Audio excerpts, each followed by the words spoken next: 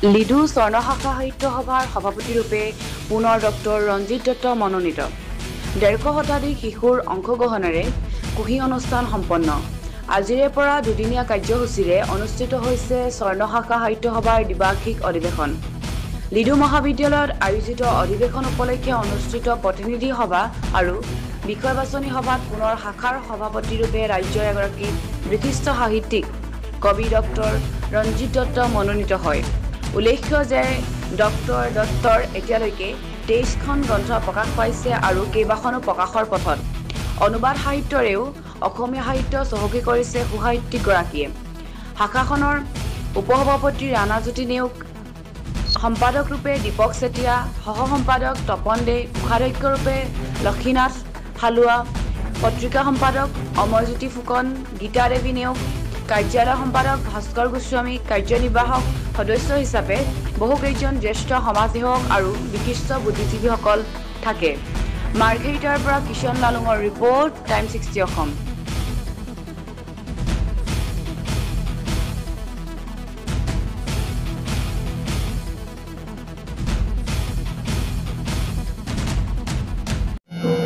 সাহিত্য সভাৰ বাৰ্ষিক অধিৱেশনত আহি যথেষ্ট উপকৃত হ'লোঁ।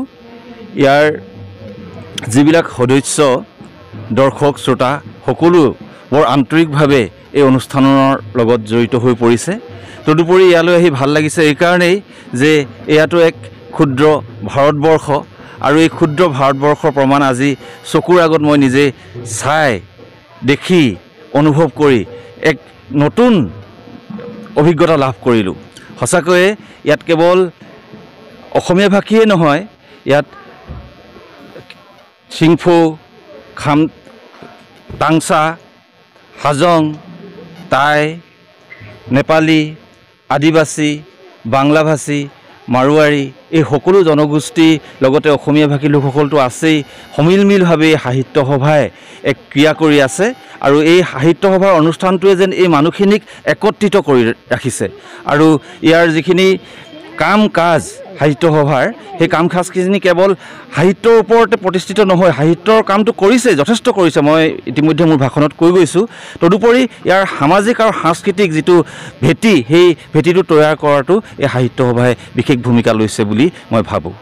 মই এই সাহিত্য সভাৰ উত্তৰোত্তৰ কামনা কৰিছোঁ। এই সাহিত্য সভাৰ যি উদ্যম, সেই উদ্যম অটুট ৰাখক সকলো সদস্যক আৰু আপোনালোককো মোক দুআষাৰ ক'ব দিয়াৰ কাৰণে ধন্যবাদ জনাই মোৰ চমু বক্তব্য সামৰণি মাৰিছোঁ। ধন্যবাদ। আমাৰ চুকে কোণে থকা যিসকল লিডু অঞ্চলত যিসকল সাহিত্যিক আছে, যিসকলে সাহিত্যৰ চৰ্চা কৰিছে, তেওঁলোকে যাতে প্ৰকাশকৰ অভাৱত তেওঁলোকৰ গ্ৰন্থসমূহ যাতে প্ৰকাশ কৰিবলৈ নোৱাৰে, আমি সেই চিন্তা কৰা বিশেষভাৱে চিন্তা কৰোঁ। কাৰণ লিডুত ধৰ্মৰ বিশেষ কোনো প্ৰভাৱ তেনেকুৱা ধৰণৰ নাই। লিডুত জাত পাতৰ প্ৰভাৱ নাই। আমি মানুহক নাম কাঢ়ি মাতোঁ, আমি কোনো মানুহক উপাধি ধৰিবলৈ নামাতোঁ। গতিকে যিটো এখন বৰ্ণবৈষম্য এখন সমাজ, এই সমাজত সকলোৱে মিলি আছে আৰু হ'লেও অসম সাহিত্য সভাৰো এটা উদ্দেশ্য যে সকলো মিলিব লাগে, মিলাব লাগে, সকলোকে থাকে। যেনেকৈ ব্ৰহ্মপুত্ৰ নদীখন তিব্বতৰ মানস সৰোবৰৰ পৰা ওলাই আহি চাংপু নাম লৈ লোহিত কুণ্ডিল, ভৰলু, ধনশিৰি, কপিলি গৈ পদ্মা নাম কৰিবলৈ পেলাই বংগোপসাগৰত পৰিছিল। এনেকৈ হৈছে ব্ৰহ্মপুত্ৰ। তো বিষ্ণুৰাভাদেৱে কৈছিল যে ব্ৰহ্মপুত্ৰৰ নিচিনাই অসমীয়া জাতিটো, অসমত বাস কৰা বিভিন্ন জনগোষ্ঠী। কেনেকৈ ব্ৰহ্মপুত্ৰ নদীৰ পৰা যদি লুইতখন আমি পৃথক কৰি দিওঁ, বুঢ়ী দিহিংখনক যদি আমি আঁতৰাই দিওঁ, তেতিয়া ব্ৰহ্মপুত্ৰ নদী এটা অস্তিত্ব হেৰুৱাব।